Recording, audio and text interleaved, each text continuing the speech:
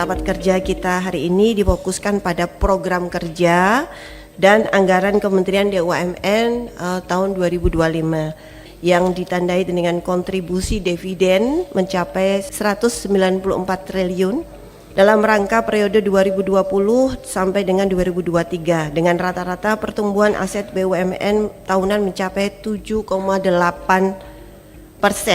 per tahun. Ini kayaknya kita perlu tepuk tangan juga untuk ini.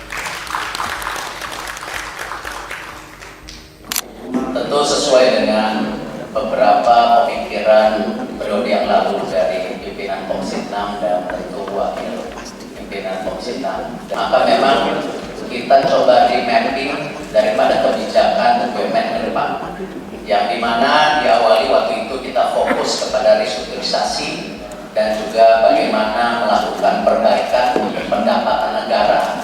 Nah, karena itu ada 3 poin yang saya rasa memang kita akan fokus ke depan, yaitu 1, penugasan BUMN, bagaimana memastikan mendukung ekonomi kerakyatan. Lalu kedua, pembangunan berkelanjutan melalui proyek strategis nasional ini mendukung pertumbuhan ekonomi. Lalu yang ketiga, bagaimana kembali tetap memasukkan kontribusi terhadap pendapatan negara.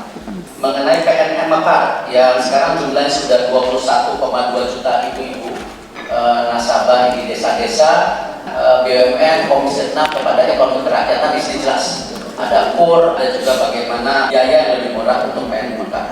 Sebenarnya kita sendiri sudah punya program besar yaitu Makmur, di mana kita coba menerobos yang namanya petani itu mendapatkan pupuk non subsidi. Lalu juga ada asuransi gagal panennya, lalu ada pembiayaannya, dan yang terpenting itu bibitnya yang benar, dan tentu ada off-takernya. Pembangunan berkelanjutan melalui proyek strategis nasional sebagai untuk pertumbuhan ekonomi, lalu pembangunan LRT, lalu pembangunan kereta cepat Jakarta-Bandung, lalu juga pembangunan 37 bandara dan pengelolaan. Alhamdulillah saat yang tepat kita juga bisa melihat bagaimana renovasi menyeluruh airport yang di Bali, ya, dan termasuk airport yang di Jakarta. Kita mempunyai target dividen 90 triliun.